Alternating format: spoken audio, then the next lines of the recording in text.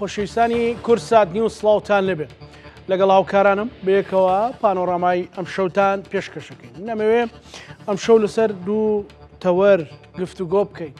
لە تەوەری یەکەمی بەرنامەکەماندا لەگەڵ خات و شانازیرانی چالاکوان و ئەندامی لیژنەی باڵای کۆنفرانسی هاوپەیمانی یان کۆنفرانسی ژنان بۆ هاوپەیمانی کۆمەڵایەتی کەمڕۆ لە شاری سلێمانی وەک دەستپێکێک بۆ کۆنگرەی سۆسیال دموکراتەکان ئەو بە تایبەتیش بە وڵاتانی عەرەبی کە سپەینێ وەکو ڕووداوێکی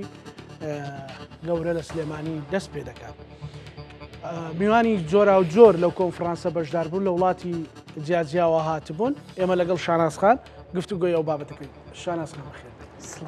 سڵاو سپاس بۆ ئێوەش. هەر بژیت. شانازخان ینی حەزەکەم بۆ بینەرەکانم باسی ئەو کۆنفرانسە بکەین ناوەڕۆژ ئەو کۆنفرانسە چی بوو ئامانجی چی بوو؟ مەڵێ سڵاو لە ئێوە و لە بینەرانی کورسات کاکزانە ئەمڕۆ کۆنفرانسی ژنانی هاوپەیمانی دیموکراتی کۆمەڵایەتی لە شاری سلێمانی دەستی بەکارەکان کرد وەکو درێژکەرەوەیەک بۆ ئەو کۆنگرەیە کە بەیانی لە کاتژمێرەکانی بەیانی ئەبەسترێت کە کۆنگرەی هاوپەیمانی دیموکراتی کۆمەڵایەتیە لە جیهانی عەرەبیدا کە سلێمانی میوانداری ئەو کۆنگرە گەورەیەەکە. ئەو کۆنفرانسی ئەمڕۆ کۆنفرانسی ژنان بوو کە هەتا ئێستا پێش ئێستا لە کۆنفرانسەکانی تر کە من ئەتوانم بڵێم کۆنفرانس نەبووە چونکە زیاتر کۆربەند بووە پێش ئێستا دوایی لە ساڵی 2024 لەو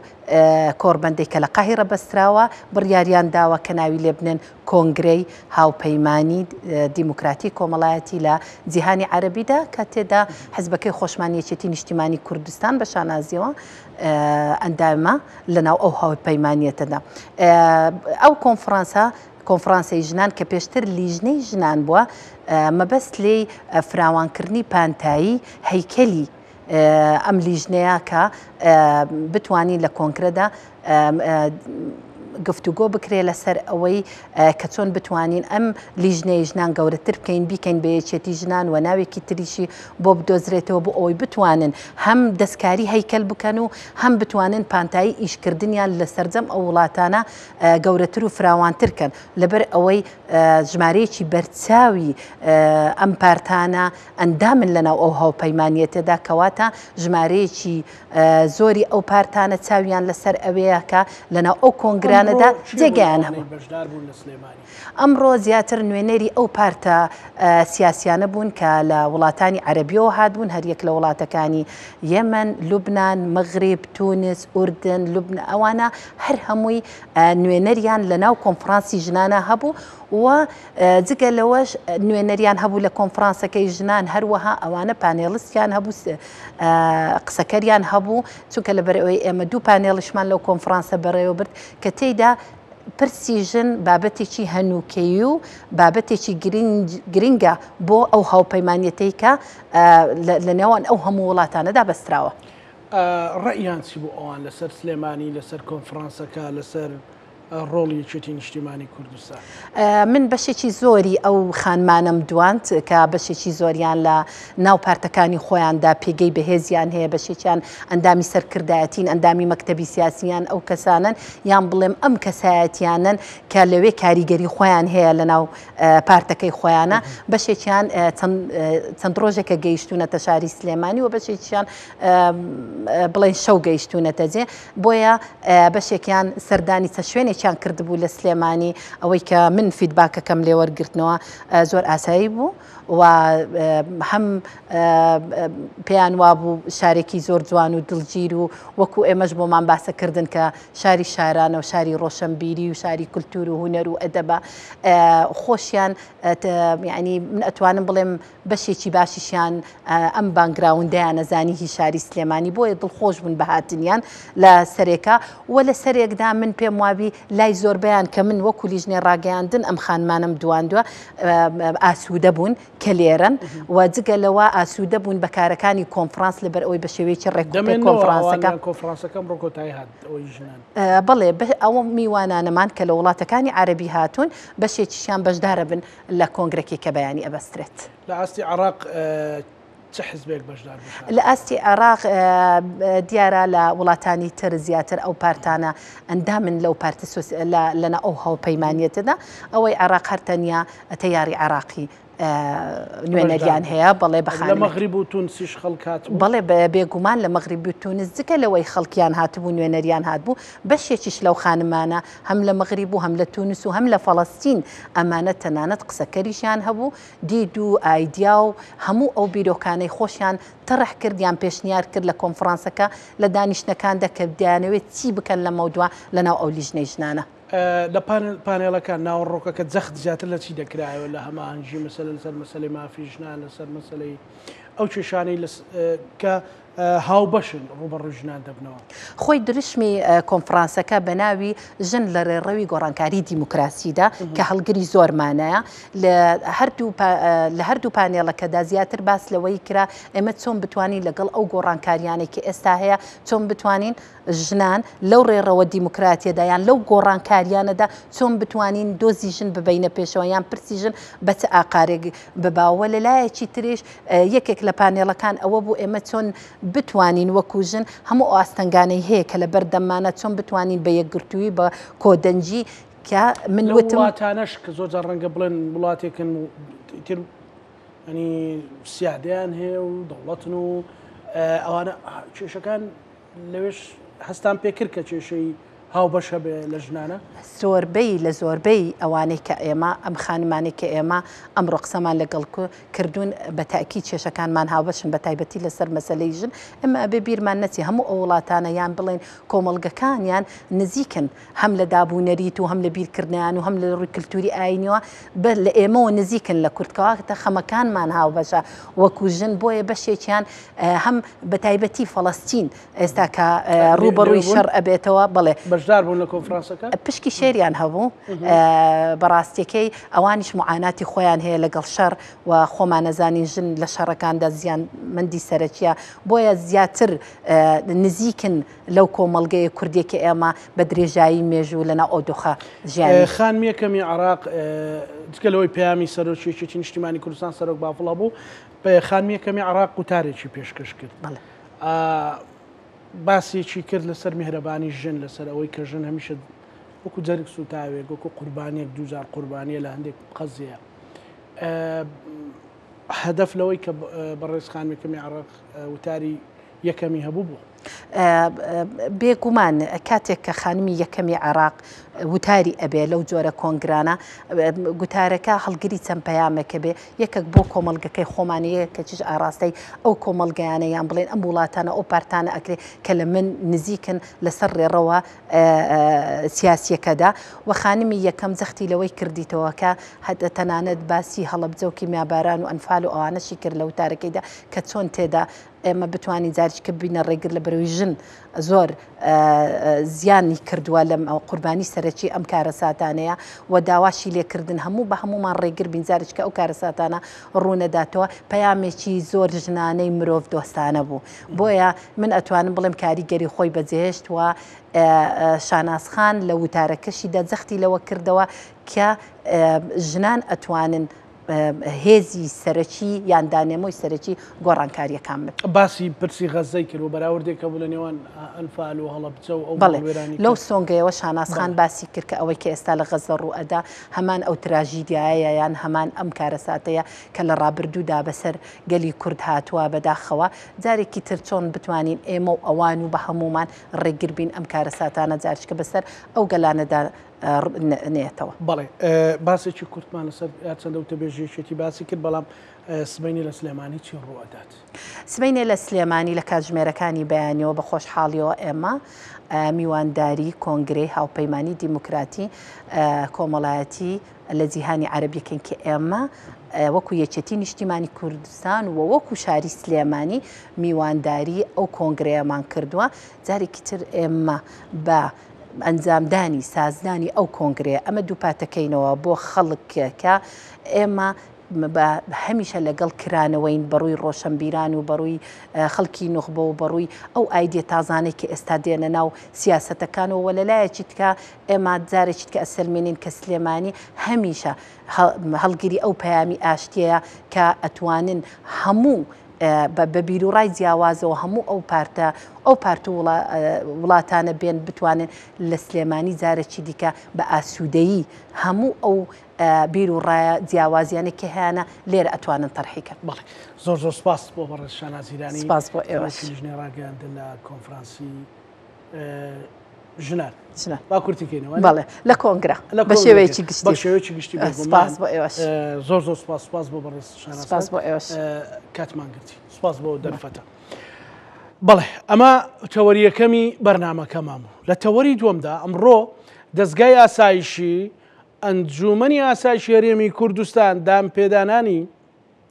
ژمارەیەک تۆمەتباری بڵاو کردەوە کە هەوڵیان داوە پیلانیان داڕشتووە و پیلانێکی هاوبەش لە نێوان لاهور جەنگی بورهان و ئەژی ئەمیندا هەبووە بۆ تیرۆرکردنی بافڵ جەلال تاڵەبانی سەرۆکی یەکێتی نیشتیمانی کوردستان و قوبات تاڵەبانی جێگری سەرۆکی حکوومەتی هەرێمی کوردستان. هەموو بابەتە ڕوونکرایەوە. ئێمەش پرسیار دەکەین لێکەوتەی ئەو بابەتە و ڕاگەاندن و دانپێدانانی ئەو بابەتە لەلایەن دەستگایەکی فەرمی حکوومەتی هەرێمی کوردستانەوە بۆ داهاتوو کاریگەری چی دەبێت و دەبێت چۆن حکوومەتی هەرێمی کوردستان ئەو بابەتە وەک بابەتێکی وەک کەیسێکی یاسایی سیر بکانە وەک کەیسێکی سیاسی کە زۆر هەوڵ دەدرێت وەک کەیسێکی سیاسی سیر بکرێت. ئەنجاوی کە بەڕاستی ئەمە بەشێکی دامپێدانانەکە بوو و لە ناو دەستگا ئەمنیەکانی هەر یەک لا ژێمین و لاهور جەنگی بورهان ئەم کەسانە کەسی ناسراون و کەسی دیارن و جگە لەوەی کە کۆمەڵێک بەڵگەی دیکەش هەن بەڵام بەڕێزدادوەر ڕێگەی نەداوە تاکو ئێستا بڵاو بکرێنەوە. گفتوگۆ لەو بارەوەکەین بە میوانداری بەڕێز دکتۆر ئارام محەممەد کە بەڕێزیان مامۆستای زانستە سیاسەکان یان دەرچووی زانستە سیاسەکانە کە لە هەولێرەوە لەگەڵمانە. بەڕێز دکتۆر سڵاو لێبێ ئەم کاتت باش منەمەوێ بەڕاستی بۆ چوونی بەڕێزت بزانم کەسایەتە کە لە دوورەوە یان لە دەرەوە سەیری و بابەتاکەی لەسەر ئەو کەیسە کە کەیسێکی یاساییە.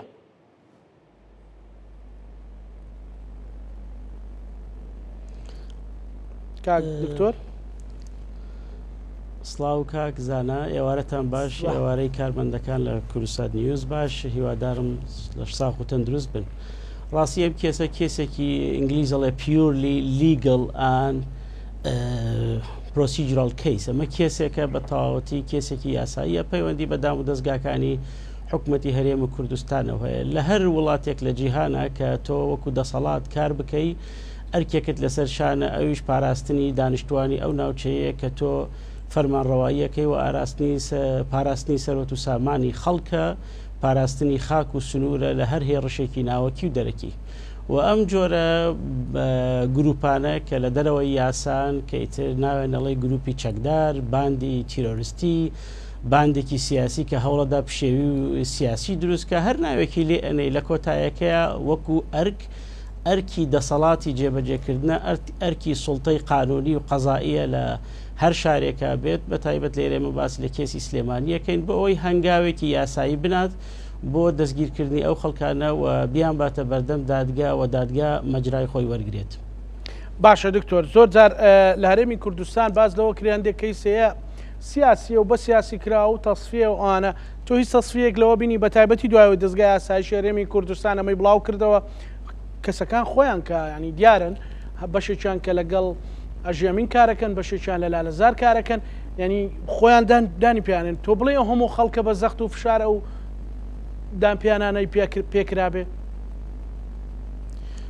نەخێر بە هیچ شێوازێک ئێمە بەڵگەیەکی زۆر زۆر ڕوون و ڕاشکاومان لە بەردەسایە ئەویش لژنەی مافی مرۆڤی پەرلەمانی کوردستانە. دوێنە لژنەی مافی مرۆڤ لە سلێمانی سجنی ئاسایش بوو دەستەی مافی مرۆڤ بەڵێ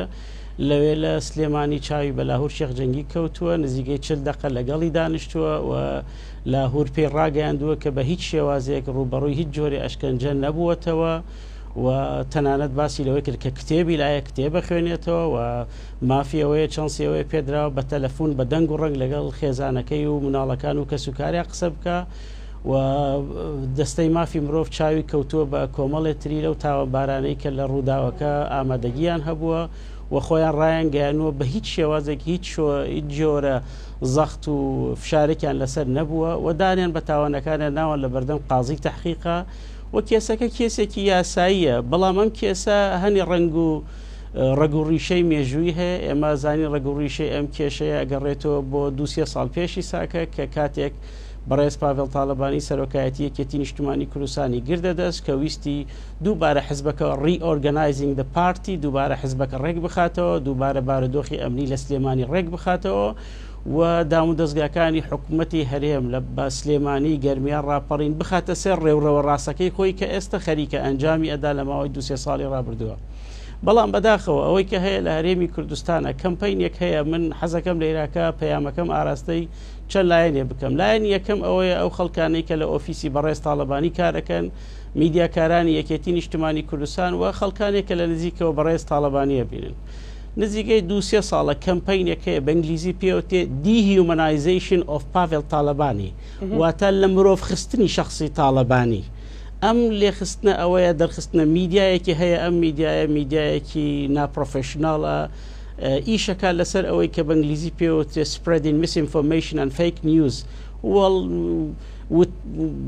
میدیا هەواڵی هەڵە بڵاوەکاتەوە دەربارەی کێسەکان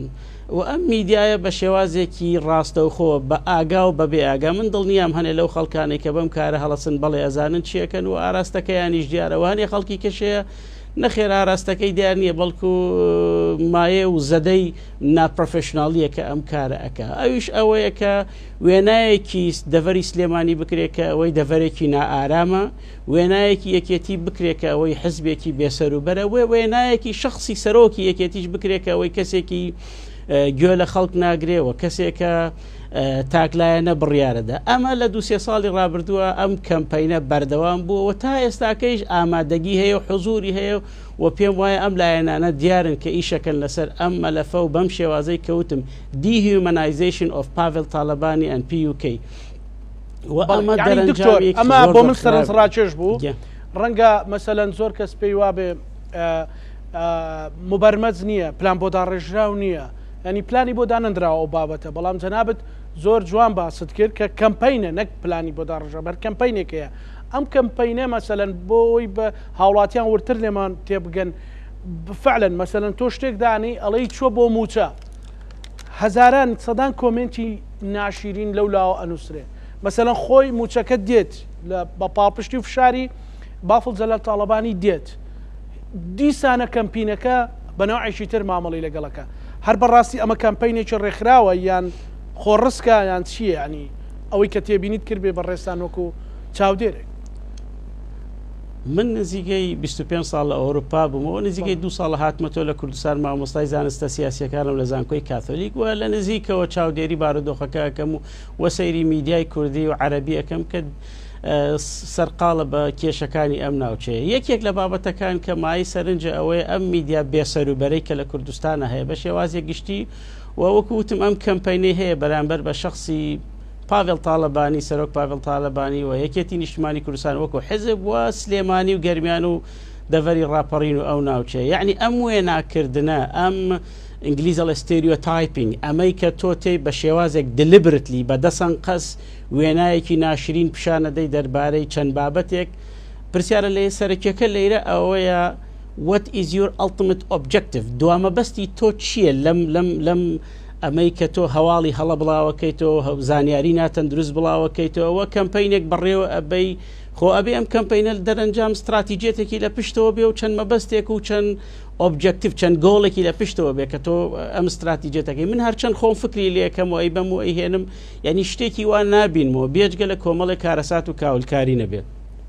کاکارزان ئیجازەم بدە لە عێراقا با بڵێم ئەم جۆرە ئیعلامە ئەم کاکزانە ببوورە ئیجازە بدە لە عێراقا بە مەسەلەن بۆ نمونە من ئەڵێ پێت سەرچاوەیەک لە وەزارەتی دەرەوەی فەرەنسا باشە کێ ئەم سەرچاوەیە لە وەزارەتی دەرەوەی فەرەنسا سەرچاوەیەک لە وەزارەتی دەرەوەی فەرەنسا ڕایگەیان چەکێکی فەرەنسی جۆرێک لە چەکی فەرەنسی لە هێرشەکانە بەکارهێنراوە و وەزارەتی دەرەوەی فەرەنسا بێدەنگ نابێت لەسەرم ڕووداوە بێ ئەوەی پێت بڵێ ئەم سەرچاوەیە کێیە مووقعی چییە دەسەڵاتی چییە کەی ئەم لێدوانەی داوە بۆچی قەناتێک پێت ناڵێ پێتەڵێ یەکێ لە ڕاوێژکارەکانی کۆشکی سپیوتی ئەم ڕاوێژکارە ناوی چییە ئەمڕۆ دنیا دنیای تەکنەلۆژیایە مثلەن تۆ هەر سێرچ بکە پێتەڵێ و ئەو ڕاوێژکارە چییە وانە ینی پێتەڵێ سەرچاوەیەکی دیبلۆماسی باڵا لە وەزارەتی دەرەوەی بریتانیا ئێخۆ بریتانیا گشتی دیبلۆماتکار نییە کاکە دۆسە سەرچاوەکە کوێیە یان پێتەڵێ سەرچاوەیەک لە حەشدی شعبی بێ ئەوەی پێت بڵێ سەرچاوەکە لە حەشدی شعبی کێیە پێگەی چییە باسی چی کردووە ئەم جۆرە لە کەمپینە ئەم جۆرە لە زانیاری هەڵە ئەم جۆرە کەوتم دیهیومەنایزیشن لە مرۆڤ خستن تێگەیت لە من جۆرێک لە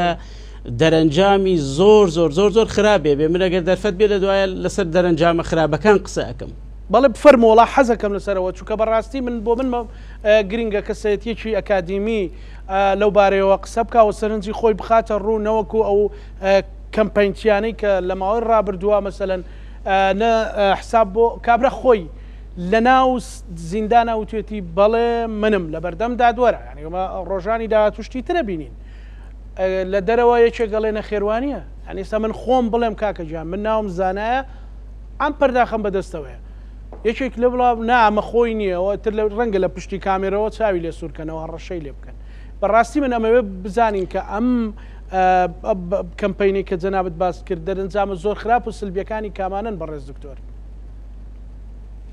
ینی لە سەرەتای هەرمویانەوە جۆرێک لە شتێک دروستەکە بە زمان ئینگلیزیە پەپلوک موت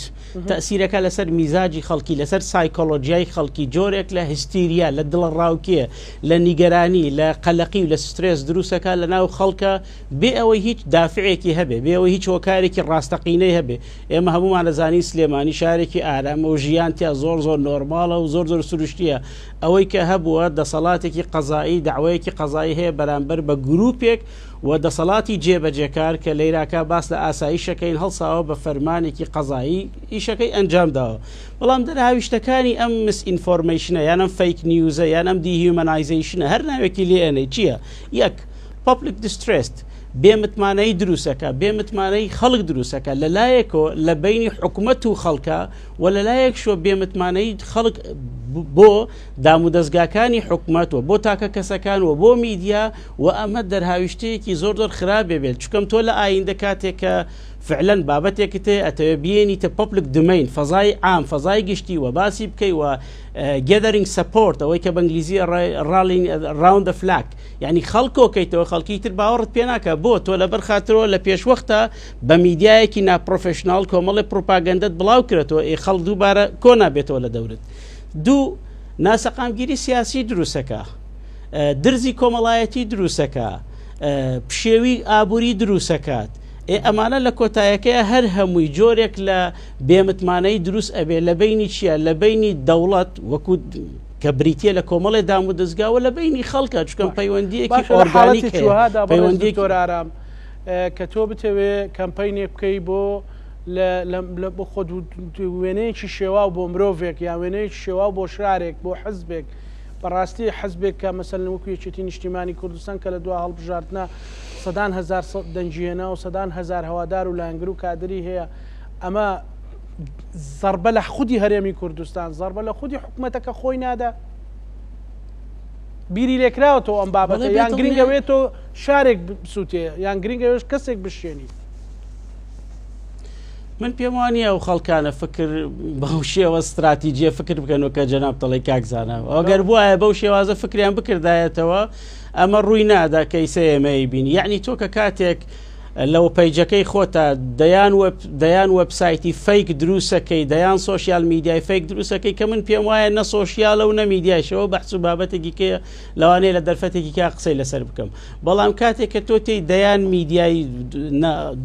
هەڵە دروست ئەەکەی ئەوەی کە پێوتێ فەیک نیوز و تۆ تێی کاتێک کەمپینێک ئەەکەی ئەمە وێنەی هەرێمی کوردستان ناشرینەکەی خۆ تۆ دووبارە بەیانیە گەر بتەوێت لەگەڵ دیبلۆماتکارێکی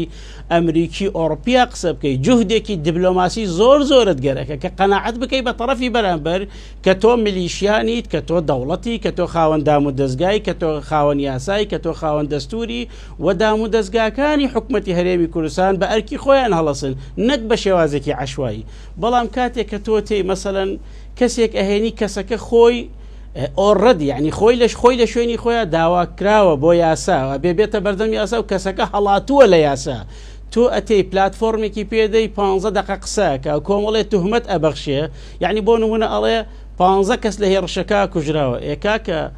پزیشکی دادوەری سلێمانی طب العادی سلێمانی پێمان ئەڵێ کاکە 5 کەسە ئێ تۆ ئەیکەی بە 15 پێت ئەڵێ 120 درۆن لەم هێڕشا بەکار هاوریایە نازانم هاون و دۆشکە و چوزانم یەک ریزی چەکت بۆ ئامادە ئەکە ئەڵێ پێت 7,000 ئاسایش من نازانم ئێمە لە هەموو کوردستانە 150,000 هێزی چەکدارمانەیە لەکوێ 7,000 ئاسایشمان هەیە تۆکو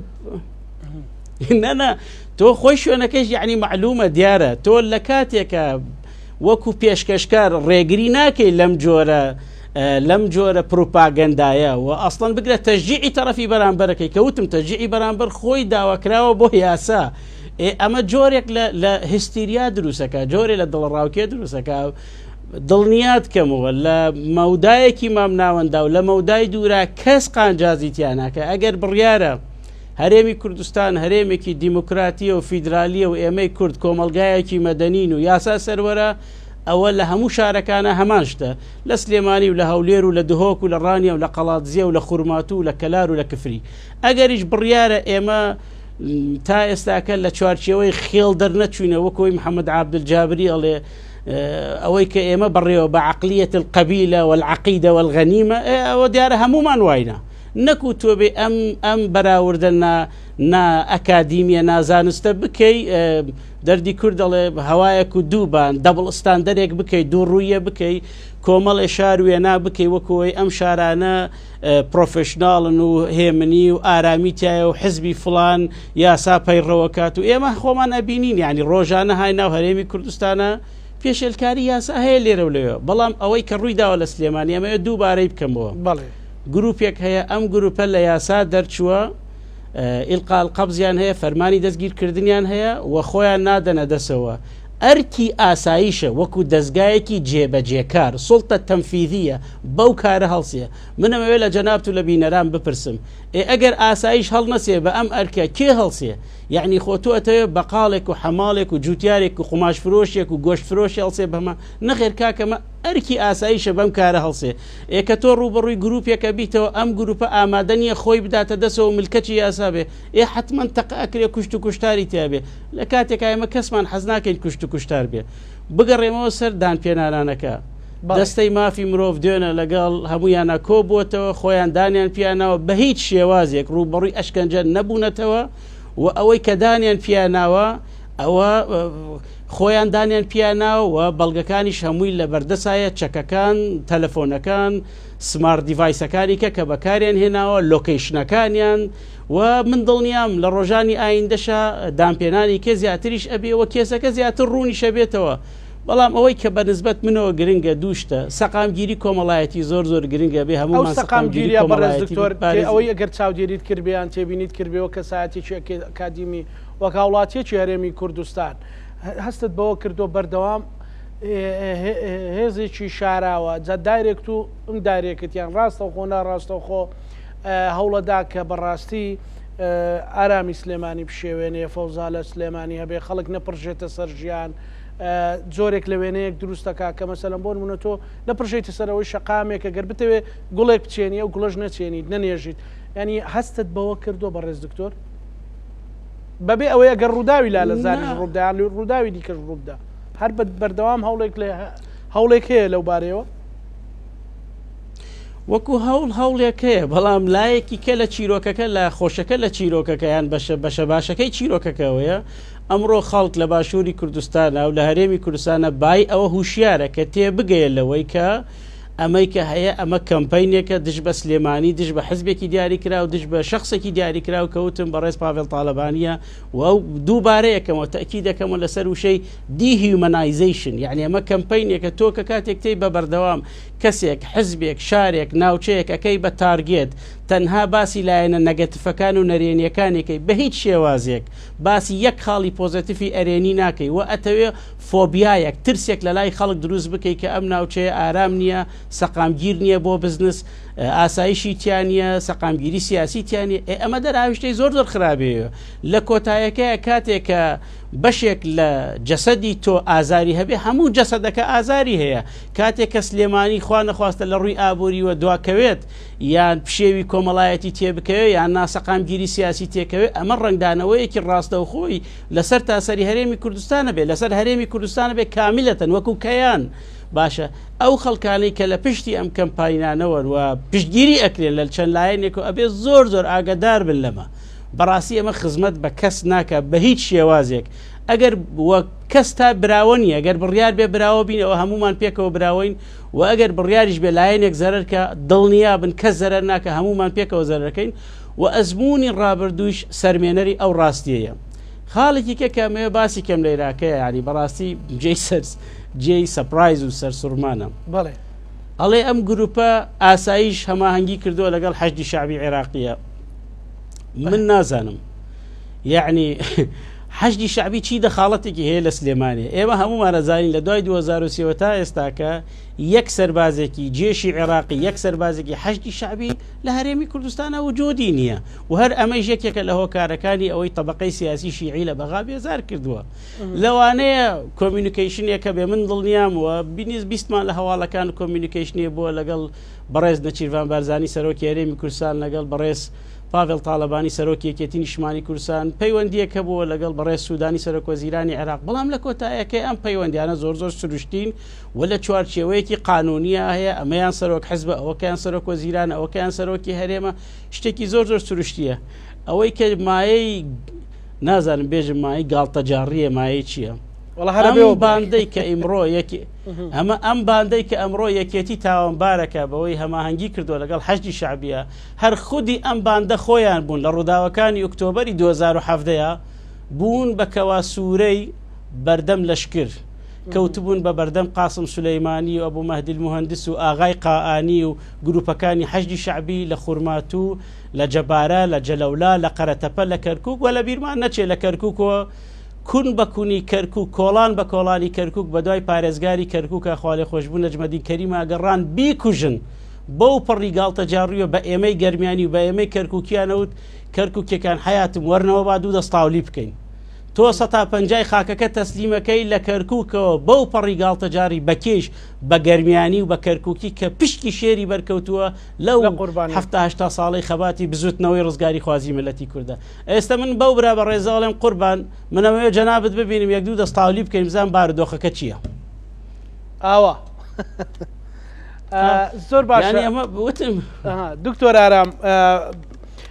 منەمەوێ و پرسیارە بکەم بەڕێزت باسی فەڕەنسات کرد باسی هەندێک سەرچاوت کرد کە دەرخواردی خەڵکێدەن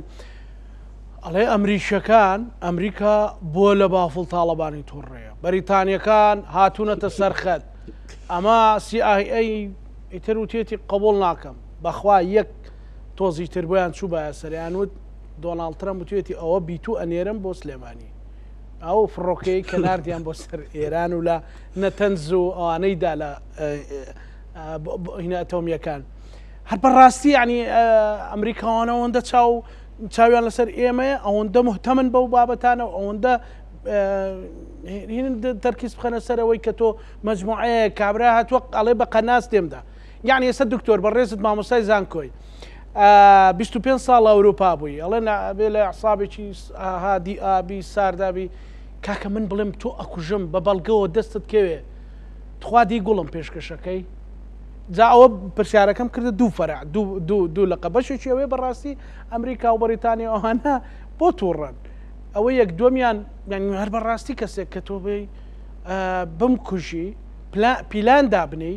و جەیشێک خەڵک بخەیتە سەرخەت پارەیەشی زەبەلاحی بۆ بخەیتە سەرخەت من دێم گوڵت دەدەمێ سەبارەت بە بەشی یەکەمی یان با بڵێن پرسیاری یەکەم کازانە ئیمڕۆ ئێمە لە قۆناغی تەکنەلۆجیا ژین و ماس میدیایە و ماس ئینفۆرمیشنە کە باسی لە بریتانیا ئەەکەی ئەمە کۆمنوێڵت ئۆفیسمان هەیە ئەتوانی بڕۆیتەوێت توانی بچیتە وەبسایتی وەزارەتی دەرەوە هەرچی تەوێت لەوێ هەیە دوو بریتانیەکان و ئەمریکیەکانیش بە هەمان شێوە ستەیت دیپارتمنتمانەیە لە ئەمریکا ئەتوانی لەیراکە سەیری وەبسایتی قونسوڵیەکانیان بکەی سەیری وەبسایتی سەفارەتەکان بکەی خەڵکانێکەیە لەوێ ئیشەکەن پۆلیتیکەل ئەدڤایزەن نزیکەوە ئێمە ئەیان ناسین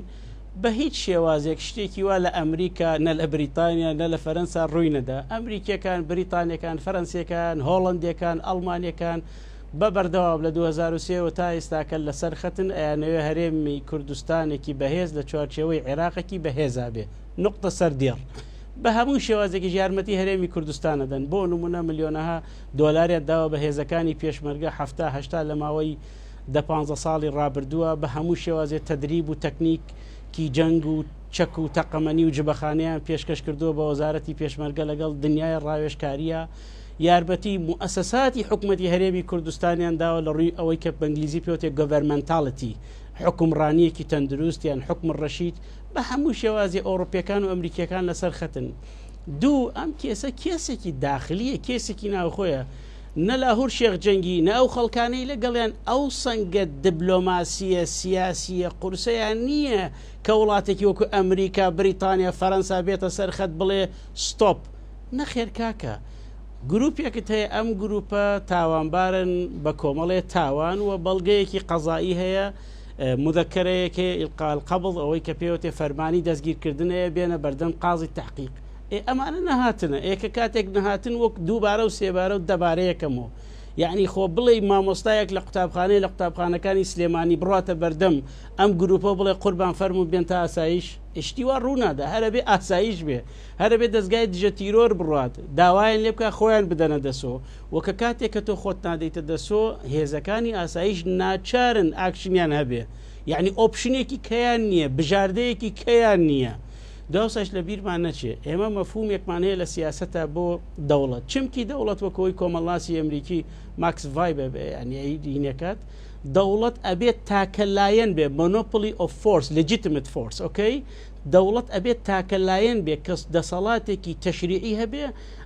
کۆنتترۆلکردنی ئامرازەکانی تونوتیژی لە دەسا بێ لە چی شوێنێک و قون و قوشبینێکی دنیای هەیە تۆ لە شارێکە بژەی گروپێکی ملیشایی 200-300-500 نەفەری هاتوچۆ بکە بە ئارەزووی دڵی خۆی کۆمەڵێ پەیوەندی مەشبوهی هەبێ لەگەڵ چەند لایەنێکی ناوخۆی و دەرەکی بە بەردەم چاوی تۆ وەکو دەستگای ئاسایش وەکو دەستگای دژە تیرۆر بڕە و جەنابتیش ئاوا دەستە و نەزەردا بنشی تەماشای بکەیت شتی وا لە هیچ کون و قوشبینێکی دنیایە نییە دوو هەمان برادرانەی کە ئەم میدیایە نەخستەتە ئیشەوە ئەگەر ئەو ڕووداوە لای خۆیان ڕووی بدایێت دڵنیا بە کاردانەوەیکیان ئەبوو ئەو کاردانەوانەی کە لە سلێمانیە بوو یعنی لە سەتا پێنجیەوەیە دەیەوەیە ینی کاردانەوەیکی زۆر تونوتیشتریانە بوو بەرامبەرەوە حەدەسانە بەڵام لەبەر خاترەوەی بارودۆخەکە لەیرە بە شێوازێکی جیاواز بەڕێوە ئەچێ چیرۆکێکی جیاواز هەیە لە عێراقە باشە ئەوەی کە ئەمەوێ بیڵێمی دەربارەی پرسیاری یەکەمت نە ئەمریکا نە بەریتانیا نە فەرەنسا بە هیچ شێوازێ دەخاڵەت لەم کێسەیە ناکەنەوە ئەمە کێسێکی ناوخۆیە بەڵێ لەوانەیە قونسوڵیان یان دیبلۆماتکارێک کاتێک کە بەڕێز پاڤێڵ تاڵەبانیە بینێ وەکو پرسیارێ بکە بڵێ کێسێکی وابوو لە هەرێمی کوردستانە بۆم ڕۆڵەوەی یاسایی خۆی گردە بەر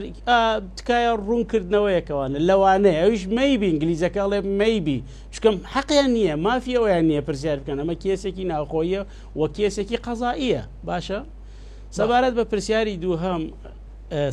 پرسیاری دووهەم ئەوەی کەوتم مەسەلەن ئەگەر بەڕاستی مەسەلەن خەڵک وێنایکی دروست کردوواڵە قەیناکە با بتکوژێ تۆ نابێ کاردانەوە هەبێ یعنی من ئێستا بەڵگەم لەبەر دەست بێ کە بەڕاستی کەسێک دێت مەسەلەن خوا نەخواستە دوور لە مەقامی بەڕێستا من بێم تۆ ئەکوژەم ئازار تەدەم تۆ گوڵم پێشکەشەکەی بەڕاستی یعنی تۆ 200-300 چەکدار دوو هێزی جیاواز هێزێک لە هەولێرەوە هاتووە بۆ ئوتێلێک لە سلێمانی دوو کەسایەتی جیاواز دوو عقلی جیاواز بەڕاستی ئەمانە لەوێ بێتاوان بوون دەرسیان خوێندەوە بە هیچ شێوازێ باوەڕ ناکەم بەڕاستی ئەوەی کە دانیان بە تاوانەکانە ناوە ئەوەی دەستەی مافی مرۆڤ بینیانی پێش ئەوەی دان بە تاوانەکانیانە بنن و بڵاوی و تاوانەکانیان بڵاو ببێتەوە یعنی ئەمە بەڵگەیەکی حاشە هەڵنەگرێکە ئەم گروپە ئیتر ناوێنەی گروپێکی چەکدار ناوێنەی باند ناوێنەی گروپێک لە یاسا دەرچوو هەر ناوێکی لێنەی بغض النظر عن التسمیە بەدەل هەر ناوێکی لێنەی ئەوەی کە هەیە تۆ دەسەڵاتێک هەیە پێوتی ئاسایشی سلێمانی کۆماندۆ هێزی کۆماندۆ ئەم دەسەڵاتە دەسەڵاتێکی جێبەجێکردنە و ئەمرێکی قانونی یاسایی قەزایی هەیە بۆ دەستگیرکردنی ئەم باندە و تۆ وەکو دەسەڵاتی جێبەجێکردن ئەرکی تۆیە پاراستنی سەروەت و سامان و ئاسایشی هاوڵاتیان لەو شارە ئەرکی تۆیە یعنی ئەوەی کە ئاسایشی سلێمانی کردێتی ئەوەی کە هێزی کۆماندۆ کردێتی مایەی دەستخۆشیە بێت دەستخۆشی لێ بکرێ چونکەم بوونی میلیشیا بوونی گروپی چەکدار لە ناو شارە بوونی هێزی نانیزامی لە ناو شارە بێجگە لە ئەوەی جۆرێک لە گەندەڵی دروستەکە و جۆرێک لە پشێوی کۆمەڵایەتی و درزی کۆمەڵایەتی و ناسەقامگیری سیاسی دروستەکە هەر مەترسیە بۆ شارەکە بۆچی چونکەم کاتێککە تۆ زیاتر لە گروپێکی چەکدارت هەیە لە شوێنێکی مەسەلەن بۆ نمونەوەکو سلێمانە سەرمایە نایە سەرمایی دەرەکی مەبەستم لە عێراقە چونکەم تۆ ئەڵێ بە شارەکە میلیشیا بەڕێوای بە کاتێک کە سەرمایەنەیەت دەرفەتی کار دروست نابێ کاتێک کە دەرفەتی کار دروست نەبێ یعنی خەڵکی دارایەکی باشی نەبێ ئێمە هەمووانە زانین کاتێ دارایەکی باش نەبێ کێشەی کۆمەڵایەتی دروستە بێ لە کۆتایەکەیە ئەم کێشە ئابوووریانە